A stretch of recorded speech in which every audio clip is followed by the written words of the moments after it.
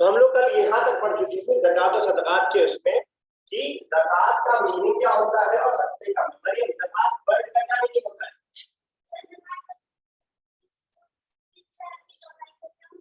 زکات کا اصل میننگ کیا ہوتا ہے جو میں نے کہا تھا کہ ڈکشنری کے حساب سے کیا میننگ ہوتا ہے, کیا ہوتا ہے میننگ سر اپنے مال میں سے پہلی لائن اور دوسری لائن کون سی ہے؟ زکات کے پہلی لائن پہلا ورڈ ہے, زکات کے لفظی معنی پاک کرنا یا پروان چڑھانا. میں نے بتایا ایک ڈکشنری کا میننگ ہوتا ہے اور ایک اس سے جو میننگ لیا جاتا ہے دونوں الگ ہوتا ہے, اتنا بھی الگ نہیں ہوتا ہے کہ اس میں کوئی سملرٹی نہ ہو.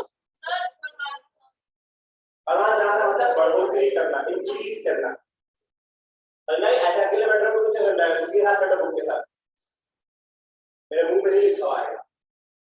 تو ایک ڈکشنری کا میننگ ہوتا ہے اور ایک اصطلاح کے اندر, جیسے بہت سلاد کا مطلب ہمارے ذہن میں کیا ہے نماز جس کو ہم پڑھتے ہیں, لیکن ڈکشنری میں آپ دیکھیں گے وہاں پہ آپ کو بہت سارا میننگ ملتا ہے. درود کا میننگ مل جائے گا, وہاں پہ آپ کو دعا کا میننگ مل جائے گا, وہاں پہ آپ کو نماز کا میننگ مل جائے گا, وہاں پہ آپ کو جو ہے سلاد کا مطلب اور بھی بہت 8 میننگ رہتا ہے, 7 یا 8 میننگ کا سلاد. تو ایک ڈکشنری کا میننگ ہوتا ہے اور ایک اس سے اصطلاح میں ٹرم میں کیا لیا جاتا ہے. تو زکات کو ڈکشنری میں آپ دیکھیں گے تو کیا ملے گا, کیا ملے گا پروان چڑھانا اور پاک کرنا. لیکن ڈکشنری کا میننگ جو ہوتا ہے وہ بالکل مختلف نہیں ہوتا ہے. زکات کو زکات کیوں کہا جاتا ہے کیونکہ یہ ہمارے مال کو پاک کرتا ہے. اگر ہم نے اپنے مال میں سے زکات نہیں دی تو مطلب کہ مال ناپاک ہے, چھونے والا ناپاک نہیں, یعنی اللہ کی نظر میں ناپاک ہے. اور پروان چڑھانا کیسے, زکات دینے سے اللہ تعالیٰ کا وعدہ ہے کہ مال بڑھتا ہے, پروان چڑھتا ہے, انکریز ہوتا ہے. تو دونوں میننگ الگ الگ ہوتا ہے, لیکن دونوں میننگ کے اندر کچھ نہ کچھ ایکتا سمجھتا کچھ وجہ ہوتی ہے جس کی وجہ سے اس کا نام رکھا جاتا ہے. پھر اس کے بعد ہم نے اس کے 2 الگ الگ نام پڑھے تھے. ایک ہم نے کیا پڑھا تھا, کیا کیا دو نام جو یوز کیے قرآن نے زکات کے لیے, انفاق فی سبیل اللہ اور زکات صدقات اپنی جگہ ہے. تو یہ 2 الگ الگ میننگ پڑھے تھے. دونوں میں کیا ڈفرنس تھا کون بتائے گا, بتاؤ.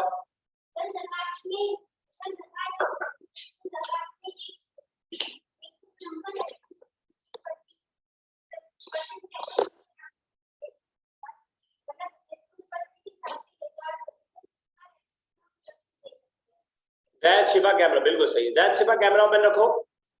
بتاؤ زید کیا فرق ہے دونوں انفاق فی سبیل اللہ میں اور صدقے میں, کیا فرق ہے؟ سر کیا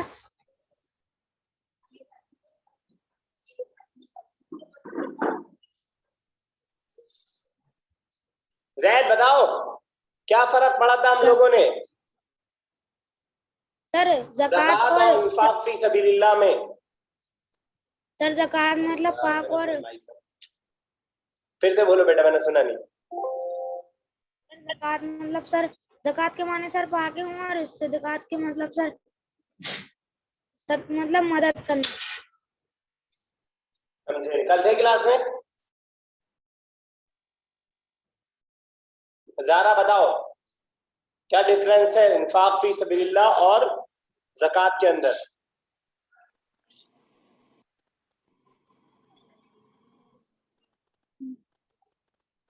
ایزان بتاؤ.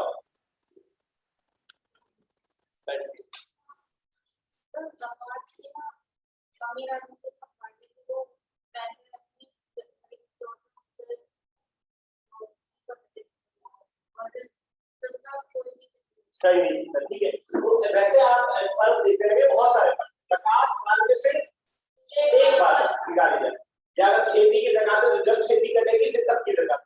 لیکن صدقات میں ایسا کوئی متعین نہیں, جب کوئی آپ کے پاس مانگنے آئے یا آپ کی بات ہے آپ کو زکات دے دیے.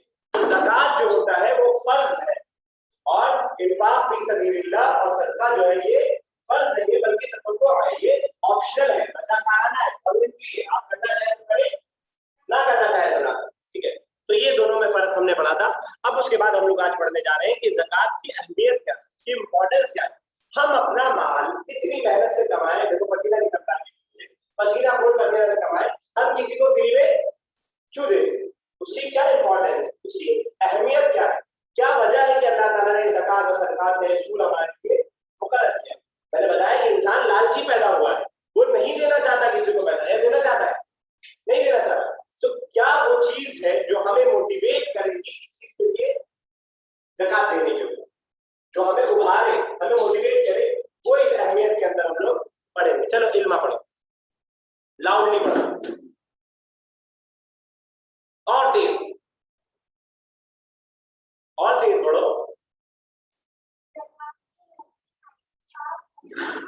वहां से नहीं, ज़कात की अहमियत से पढ़ना है। सर आवाज ही नहीं आ रही उनकी। आवाज नहीं आ रही है?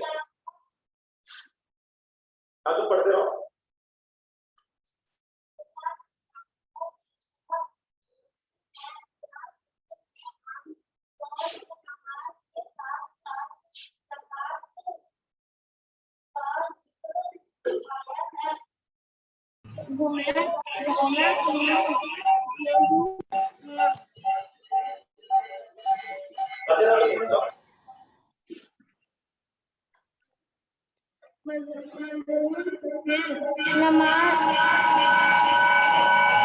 नमाज से अल्लाह को पूरा होता है तो ज़कात से वज़ूहक अदा होता है। अगर कोई शख्स दिनों हुकूक ठीक ठीक अदा करते तो गोया इसने पूरे दीन की पैरवी कर ली। कुरान मजीद से ये बात मालूम होती है। तो बैठ जाओ। तो सबसे पहला आपके फायदे को हम डिस्कस कर रहे हैं। ज़कात के फायदे में सबसे पहला फायदा ये बताया कि ज़कात इस्लाम का तीसरा रुकन है। How many pillars are there in Islam? How many pillars are there in Islam? How many pillars are there in Islam? Second class का क्या है बता नहीं पा रहे, सिर्फ एक बच्ची बोल रही है अकेले। तो इस्लाम के 5 अरकान है। कौन कौन से? ज़ारा कौन कौन से अरकान है? शिफा, जैद। सर कुरान पर कुरान को समझ सर कुरान पर ईमान लाना और कुरान को समझना। और अरकान मैं पूछ रहा हूँ इस्लाम के, how many pillars are there Islam? Second class में फर्स्ट ईयर में अट्टा लगवाया जाता है। There are 5 pillar of Islam. Sir नमाज, कुरान और ज़कात। नमाज, कुरान कहाँ से आ रहा है बीच में?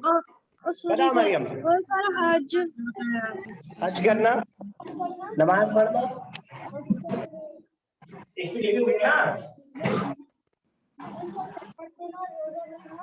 एक और क्या, उसको क्या बोलते हैं? ज़कात, हज, रोजा, नमाज। लेकिन हकीकत में कहता है क्या ईमान? शहादत हम उसको बोलते हैं। क्या बोलते हैं? शहादत। अल्लाह को माबूद मानना और रसूल को उसका आखिरी पैगंबर मानना, इसको क्या बोलते हैं? शहादत। तो 5 अरकान हैं, ये 5 पिलर्स हैं। अगर ये इंसान के अंदर नहीं है, इसका मतलब उसकी इस्लाम की इमारत डावाडोल हो रही। अपने आप को मुसलमान कहने का हक नहीं रखता। ज़कात सबसे पहले शहादतैन है, उसके बाद नमाज है, उसके बाद रोजा है, उसके बाद ज़कात है, उसके बाद हज है। ठीक है, प्रॉफिट मोहम्मद सल्लल्लाहु अलैहि वसल्लम को। तो सबसे पहला फायदा और सबसे पहली अहमियत ज़कात की यह है कि ये इस्लाम का तीसरा रुकन है, थर्ड नंबर का पिलर है। इस्लाम की बुनियाद इसके ऊपर खड़ी हुई है। कुरान मजीद में आम तौर से नमाज के साथ साथ ज़कात का तज़किरा आया है। कुरान बहुत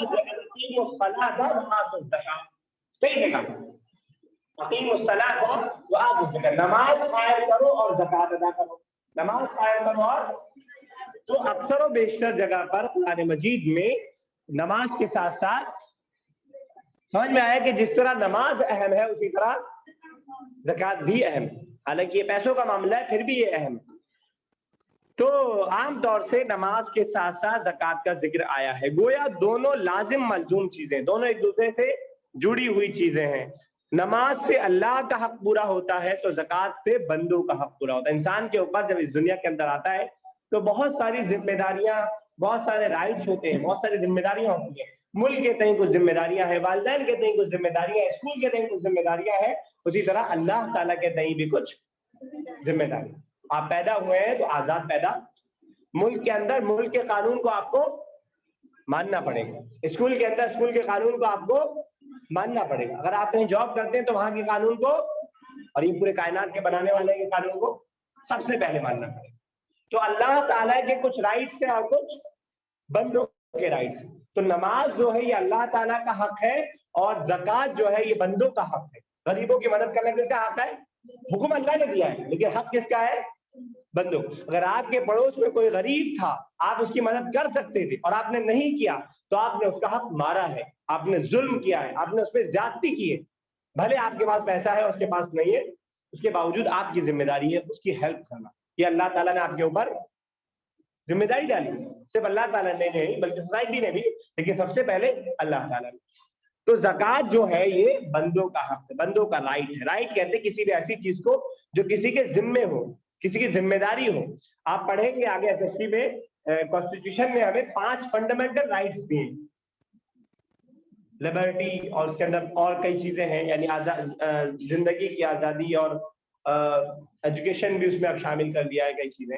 تو رائٹس بولتے ہیں ایسی چیزوں کو جو کسی کے ذمے ڈالا جائے, کسی کے اوپر فرض کیا جائے. زکات سے بندوں کا حق ہوتا ہے. اگر کوئی انسان دونوں حقوق ٹھیک ادا کر دے تو گویا اس نے پورے دین کی پیروی کر دی. یعنی اگر اللہ کا حق بھی ادا کر دیا, حقوق اللہ جس کو ہم کہتے ہیں, اور بندوں کا بھی حق ادا کر دیا جس کو حقوق العباد کہتے ہیں ہم, تو گویا کہ اس نے دین کو کمپلیٹ کر دیا. اور جو کوئی صرف نماز پڑھتا رہتا ہے, تہجد بھی پڑھ رہا ہے, اور نماز بھی پڑھ رہا ہے, چاش بھی پڑھ رہا ہے, جمعہ بھی پڑھ رہا ہے, عیدین بھی پڑھ رہا ہے, لیکن پڑوس میں کوئی غریب ہے جو بھوک سے مرا جا رہا ہے, تو گویا کہ آدھا دین کو فالو کر رہا ہے, آدھے کو. اور کوئی صرف جو ہے چیریٹی کیا جا رہا ہے, ڈونیشن دیا جا رہا ہے, اور نماز کو کوئی خیال نہیں, تو وہ ادھر کے آدھے کو فالو کر رہا ہے, ادھر آدھے کو اس نے چھوڑا. تو دونوں چیزیں ایکولی, دونوں چیزیں بالکل ضروری ہیں فالو کرنا. چلو آگے پڑھو زارا.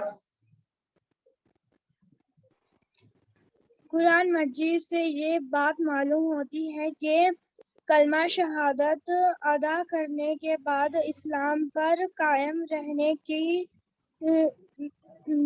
خاص علامتیں ہیں. نماز قائم کرنا اور زکوٰۃ ادا کرنا. جب تک کوئی شخص ان دونوں کا اہتمام نہیں کرتا, اس کا مسلمان ہونا معتبر نہیں. اگر دونوں میں سے کسی ایک سے بھی گریز کرے, گریز کرے گریز تو کرنا مطلب بچنا, اگنور کرنا, کریں تو اس کے خلاف تلوار اٹھائی جا سکتی ہے. اسی بنا پر پہلے خلافہ خلیفہ اول پہلے خلیفہ اول ابو بکر صدیق رضی اللہ عنہ نے مانع زکات روکنے والوں کے خلاف جنگ کا فیصلہ فرمایا تھا, جبکہ یہ لوگ ایمان تھے اور نماز بھی پڑھتے تھے. حضرت ابو بکر رضی اللہ نے فرمایا تھا, اللہ کی قسم میں ان لوگوں سے ضرور جنگ کروں گا جو نماز اور زکوٰۃ میں فرق کرتے ہیں. یہ کیسا؟ پس بے شک زکوٰۃ مال کا حق ہے. اللہ کی قسم اگر انہوں نے اونٹ باندھنے کی ایک رسی بھی میرے حوالے نہیں کی جو رسول اللہ صلی اللہ علیہ وسلم کو دیا کرتے تھے, تو میں اس کی خاطران سے جنگ کروں گا. ٹھیک ہے, چلو آیتان پڑھو, یہی والا پیراگراف دوبارہ, ڈاؤٹ نہیں پڑھنا, بیٹھ کے آرام سے. قرآن مجید سے یہ بات معلوم ہوتی ہے کہ کلمہ شہادت ادا کرنے کے بعد اسلام پر قائم رہنے کی دو خاص علامتیں ہیں. نماز قائم کرنا اور زکوٰۃ ادا کرنا. جب تک کوئی شخص ان دونوں کا ان دونوں کا اہتمام نہیں کرتا इन दोनों का एहतमाम नहीं करता, इसका मुसलमान होना मुअतबर नहीं है, काबिल कबूल या एतमाद है। अगर दोनों में से किसी एक से भी गुरेज करे, गुरेज मतलब आ गया सच में गुरेज करे तो इसके खिलाफ तलवार ठीक है।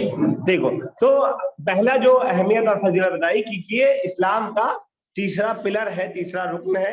उसके बाद कह रहे हैं कि कुरान मजीद से ये बात मालूम होती है कि कलमा शहादत के बाद इस्लाम पर कायम रहने की दो खास अलामत। अगर आपने कलमा शहादत यानी ला इलाहा इल्लल्लाह का इकरार कर लिया है तो उसके बाद इस्लाम पर कायम और बाकी रहने के लिए दो खास अलामतें होना जरूरी है। बुक में देखो इल्म बेटा, पहला क्या है? नमाज कायम करना और ज़कात अदा करना। यानी आप इस्लाम पे कायम हैं, इस बात को साबित करने के लिए दो चीजें जरूरी कि आप इस्लाम पर कायम हैं और इसके लिए आपको नमाज भी पढ़ना पड़ेगा और क्या करना पड़ेगा? दूसरा ज़कात अदा करना पड़ेगा।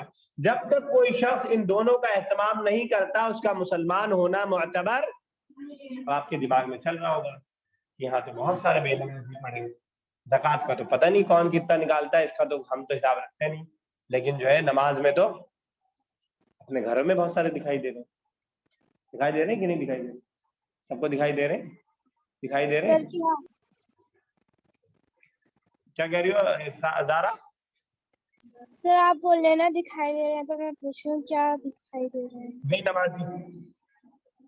हमने अभी ये पढ़ा कि इस्लाम को साबित करने के लिए इन दो चीजों का होना जरूरी है, ज़कात का देना और नमाज का पढ़ना। तो मैं ये कह रहा था कि आपके दिमाग में अभी बहुत सारी तस्वीरें ऐसी आ रही होंगी जो बेनमाजी, आपको लग रहा होगा ये तो मुसलमान है, ये कैसे बेनमाजी हो सकता है? तो आपको अपना हिसाब देना है, दूसरे का हिसाब देना। आप अपने जिम्मेदार हैं और मैं अपना जिम्मेदार हूं। आप अपना पढ़ेंगे तो आपकी कामयाबी है और नहीं पढ़ेंगे तो आपकी अपनी नाकामी। किसी समाज और माशरे के कोई काम करने से वो चीज सही नहीं हो जाती। जो सही है वो सही है, जो गलत है वो गलत है। चाहे वो करने वाला कोई टीचर हो मेरे जैसा, चाहे वो करने वाला कोई हमारे घर में मौजूद कोई और, ठीक है? जो गलत है वो, शरीयत ने कहा है कि इस्लाम के अंदर आप अगर रहना चाहते हैं तो नमाज और ज़कात दोनों इक्वली बहुत जरूरी।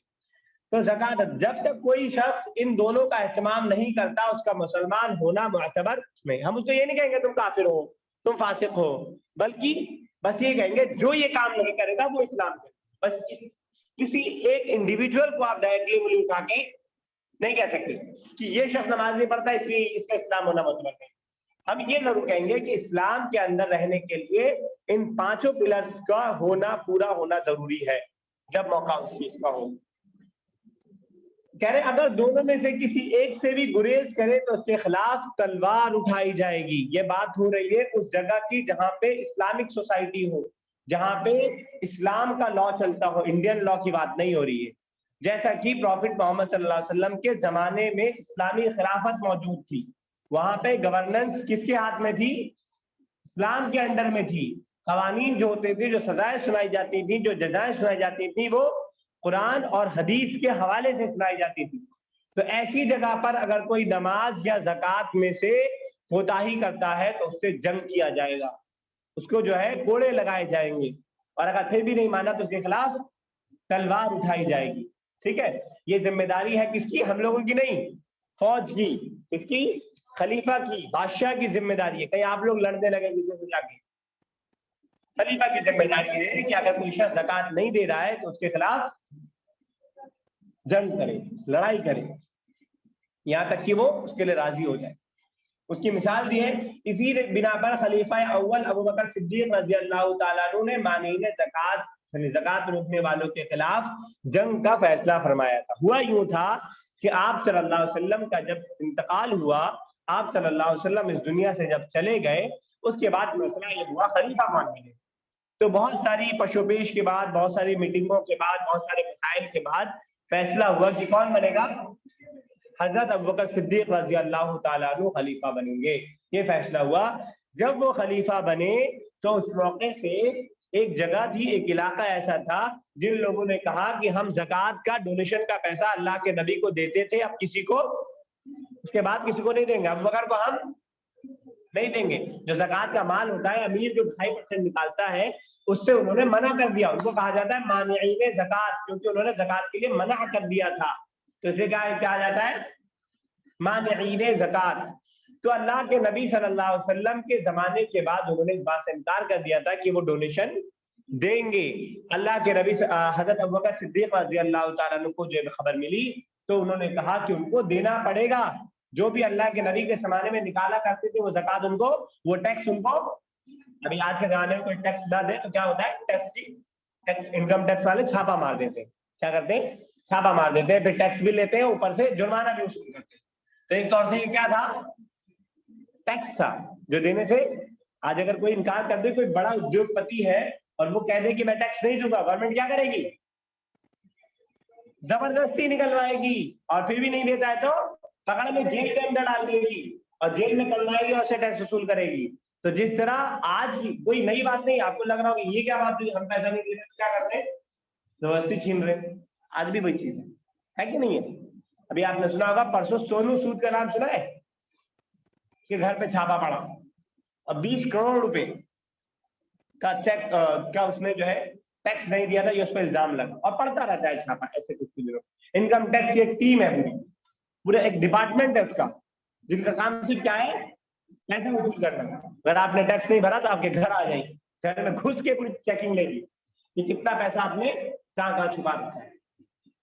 تو ابو بکر صدیق رضی اللہ تعالیٰ نے کہا کہ اگر وہ لوگ زکوٰۃ نہیں دیں گے تو میں ان کے خلاف جنگ کروں گا۔ بہت نیک لوگ تھے، وہ لوگ نماز پڑھتے تھے، روزہ رکھتے تھے، سب کچھ کرتے تھے، صرف کسی سے منع کیا تھا، صرف زکوٰۃ سے منع کیا تھا، باقی یہ نہیں کہا تھا کہ نماز نہیں پڑھیں گے، اللہ کے نبی کو رسول نہیں مانتے، اللہ کو معبود نہیں مانتے، سب مانتے تھے، صرف کسی سے منع کیا تھا، زکوٰۃ سے منع کیا تھا۔ ابو بکر میں ان کے خلاف جنگ کریں گے۔ عمر بن خطاب نے ان کو سمجھایا کہ وہ تو مسلمان ہیں، آپ مسلمانوں کے خلاف جنگ کریں گے، مسلمانوں کے خلاف تلوار اٹھائیں گے۔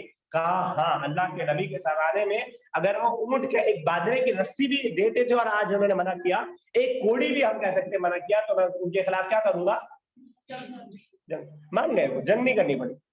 جب سختی ہوتی ہے بادشاہ کی طرف سے ماننا پڑتا ہے۔ بادشاہ کے پاس کیا ہے، فوج ہے، پوری کیا ہے، فوج ہے۔ کتنے مسلمانوں کا جیل کے اندر بند کر رکھا ہے، کچھ نہیں کر سکتے، گورنمنٹ ان کی ہے، پولیس ان کے ہاتھ میں، ساری چیزیں ان کے ہاتھ میں۔ یہاں تو حق کے لیے لڑائی، یہ تو باطل کے لیے اپنے کام کرتا ہے۔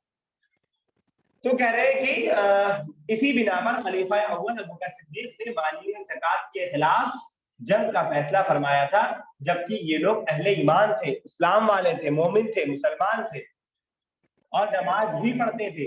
حضرت ابو بکر نے فرمایا، کیا فرمایا تھا، اللہ کی قسم میں ان لوگوں سے ضرور جنگ کروں گا جو نماز اور زکوٰۃ میں فرق کرتے ہیں، جو یہ کہتے ہیں کہ نماز تو پڑھیں گے لیکن زکوٰۃ، نماز بھی پڑھنا ہے اور زکوٰۃ بھی دینا ہے۔ بس بے شک زکوٰۃ کا مال حق، زکوٰۃ مال کا حق ہے۔ اللہ کی قسم اگر انہوں نے اونٹ باندھنے کی ایک رسی بھی میرے حوالے نہیں کی جو رسول کو دیا کرتے تھے، تو اس کی خاطر میں ان سے بڑی بڑی رقم چھوڑ دو، اگر 1 روپیہ بھی کم دیا انہوں نے اس سے 2% کا، انہوں نے کہا 2.4% دیں گے، 2.3% دیں گے، تب بھی میں ان سے جنگ کروں گا، دینا پڑے گا انہیں۔ یہ سختی اس لیے ضروری تھی تاکہ دوسرے لوگ ان کی، ابھی مان لو ان کو چھوڑ دیتے، چلو مان لو، پھر باقی لوگ بھی ہاں چلو ان سے نہیں لے رہے تو ہم کیوں دیں، جب ان سے آپ نہیں لے رہے تو ہم کیوں دیں۔ اور جب یہی ہوتا جائے گا تو گورننس کیسے چلے گی، گورنمنٹ کو چلنے کے لیے کس سے چلتی ہے، مودی جی کس کے پیسے پہ گھومتے ہیں، عوام کے پیسے سے، پبلک کے پیسے سے۔ لیکن وہاں تو بیت المال کا نظم یہ تھا کہ غریبوں کے لیے تقسیم کیا جاتا تھا، جب بیت المال میں پیسہ آئے گا ہی نہیں تو غریبوں کی مدد کہاں سے کی جائے گی، کہاں سے کی جائے گی۔ تو اس لیے زکوٰۃ کے لیے اتنی سختی کرنا، یہ میں صرف اس میں سمجھا رہا ہوں کہ ہو سکتا ہے کسی کے دماغ میں چل رہا ہو کہ یہ تو بڑی غلط بات ہے، اس لیے میں نے سارے ایگزامپل دیے، ٹیکس کا اور اس کا اور اس کا۔ تو یہ ایک گورننس چلانے کے لیے چیزیں ضروری ہوتی ہے۔ آپ کسی ملک کے خلاف بغاوت کریں گے تو آپ کے خلاف سختی کی جائے گی، مارا بھی جائے گا، جیل میں بھی ڈالا جائے گا، ساری چیزیں کی جائیں گی۔ وہی چیز اس زمانے میں بھی تھی، بس وہ اچھے ارادے کے لیے تھی، اور آج کر کے لوگ غلط ارادے کے لیے اسی کام کو کرتے۔ چلو مریم آگے۔ ہاں नहीं अभी रह गया इसमें, पेज नंबर 31 के लास्ट लाइन। बाज लोग ज़कात को इनकम टैक्स के बदले समझते हैं। ऐसा समझना गलत है। इस्लाम आमदनी इनकम पर कोई टैक्स नहीं लगाता।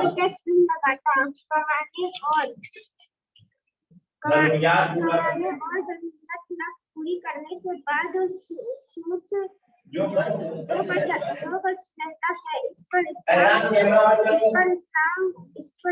ज़कात लाजिम करार देता है, वो भी इस सूरत में जब एक खास मिक़दार से ज्यादा बचत हो और इस पर साल गुजर जाए। सही क्या है? जबकि इनकम टैक्स हर आमदनी पर हर माल लाजिम है। खुदा को आमदनी आपकी जरूरत से कमी की क्यों ना।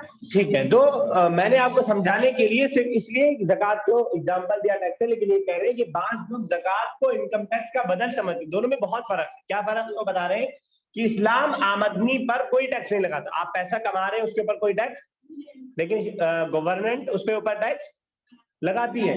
और क्या बता रहे हैं, कमाने में जरूरियात पूरी करने के बाद जो बच जाए उस पे इस्लाम टैक्स लगाता है, उस पे इस्लाम ज़कात लगाता है। यानी ज़कात जो साल में एक बार दी जाती है, उतना पैसा साल भर आपके पास एक्स्ट्रा रखा हुआ है तब ज़कात देनी है।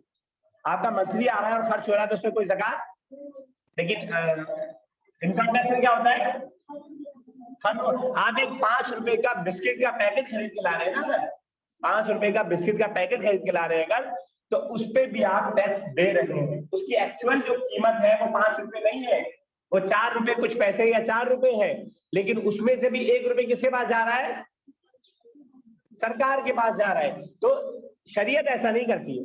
शरीयत जरूरत की चीजों में इस तरह का टैक्स, शरीयत टैक्स किस पे लगाती है, एक साल तक, पूरे जनवरी से लेके फरवरी तक, या जब भी आप ज़कात देते हो तब से लेके तब तक कोई पैसा आपके पास रखा हुआ है, उसकी आपको जरूरत नहीं आई। 2 लाख रुपए आपके बैंक में पड़ा हुआ है, उसको निकालने की जरूरत नहीं हुई है, उस पे ज़कात फर्ज। आप हर महीने 10,000 कमा रहे हैं, वो खर्च हो जा रहा है, कोई ज़कात नहीं है। आप 1 लाख कमा रहे हैं और खर्च हो जा रहा है, कोई ज़कात नहीं। आप 10 लाख कमा रहे हैं हर महीने और 10 लाख आप खर्च कर दे रहे हैं, कोई ज़कात नहीं। लेकिन इनकम टैक्स में हर चीज में ज़कात है। रोड टैक्स अलग है, रहने का टैक्स अलग है, और वाटर पे टैक्स अलग है, और अब तो जीएसटी सिस्टम आ गया, सब पे जो है दबा के टैक्स लगता है। सिर्फ जो है कुछ चीजें हैं, सब्जी अब्जी है जिसको गवर्नमेंट ने छोड़ रखा है, बाकी सब चीजों पे टैक्स है। जो जॉब वाले लोग हैं वो उनके कमाई जो आती है बैंक में, उसी में से टैक्स काट लेते, उनको पता भी नहीं, बताया रहता है कि आपका काटा जाएगा टैक्स। 3 लाख 4 लाख 5 लाख जो लोग कमा रहे हैं उसमें से उतना टैक्स कट जाता है। शरीयत ऐसा नहीं करती। आप 5 लाख कमा रहे हो और आपका खर्चा भी 5 लाख का है, शरीयत आपसे कितना लेगी, 1 भी रुपए नहीं लेगी। लेकिन आप 10 लाख रुपए कमा रहे हैं, खर्चा 1 लाख का है, 9 लाख आपका साल भर पड़ा रहता है। थोड़ा समझने की चीजें आप लोग की एज के हिसाब से शायद थोड़ा सा मुश्किल हो, कोशिश कर रहा हूँ कि समझ में आ जाए। अगर समझ में आ जाए अच्छी बात है, नहीं तो फिर समझ लेंगे आगे, कोशिश करो लेकिन समझने की। शरीयत टैक्स लगाती है, शरीयत ज़कात लगाती है। 1 साल तक कोई माल आपका पड़ा हुआ था, उसको खर्च नहीं किया आपने, उस पे टैक्स लगा रही है, उस पे ज़कात लगा रही है। और गवर्नमेंट किस पे लगा रही है, हर चीज पे। आप रह रहे हो उसका रेजिडेंशियल टैक्स अलग है, आप सड़क पे चल रहे हैं उसका टैक्स आपको अलग से देना है। पेट्रोल भरवाने जा रहे हैं, पेट्रोल में 101 रुपए का पेट्रोल चल रहा है, इसमें से कम 35-36 रुपए सेंट्रल गवर्नमेंट को जाता है टैक्स के तौर पे। 1 लीटर की बात कर रहा हूं मैं, बस 1 लीटर 101 रुपए का अगर है, 35-36 रुपए किसको जा रहा है, सेंट्रल गवर्नमेंट को, और 24-25 रुपए स्टेट गवर्नमेंट को, जो यहाँ की सरकार होती है उसको जाता है। टोटल एक्चुअल जो उसकी प्राइस होती है 50 रुपए लीटर, 60 रुपए लीटर, इतनी होती है बस। और कितना पे करते हैं हम लोग, अभी भरवा के आओ 102 रुपए पर लीटर। इस तरह का टैक्स इस्लाम के अंदर नहीं, इन चीजों पे टैक्स इस्लाम के अंदर बिल्कुल भी नहीं है। चलो आज का टाइम हो चुका है, चलो इसको कंप्लीट कर लेते हैं बस। کمانے اور ضروریات پورا کرنے کے بعد جو بچ رہتا ہے اس پر اسلام زکوٰۃ لازم قرار دیتا ہے، وہ بھی اس صورت میں جب ایک خاص مقدار سے زیادہ بچت ہو، اس پر سال گزر جائے، جبکہ انکم ٹیکس ہر آمدنی اور ہر ماہ لازم ہے، خواہ وہ آمدنی آپ کی ضروریات سے کم ہی کیوں نہ ہو۔ اگر آپ کا 10,000 روپے پورا سال کا پڑا ہوا اس پہ شریعت ٹیکس نہیں لگے گی، ایک مقدار ہے کہ سونا اتنا ہو تو اس پہ ٹیکس لگے گا، یا سونے کے حساب سے پیسہ اتنا ہو تو آپ کا ٹیکس لگے گا۔ تو شریعت جو ہے ایک خاص مقدار میں ٹیکس لگاتی ہے، یعنی زکوٰۃ لگاتی ہے، اور گورنمنٹ جو ہے موجودہ، یہ چاہے ہندوستان کی ہو چاہے کسی بھی کنٹری، ہر جگہ یہ حساب ہے، وہ ہر چیز پہ ٹیکس لگاتی ہے۔ چلیے آگے انشاءاللہ زکوٰۃ کے فوائد جو ہے نیکسٹ کلاس میں کریں گے اور تھوڑا اسپیڈ میں بڑھیں گے۔ سمجھ میں آیا زارا کوئی بات؟ Yes, sir.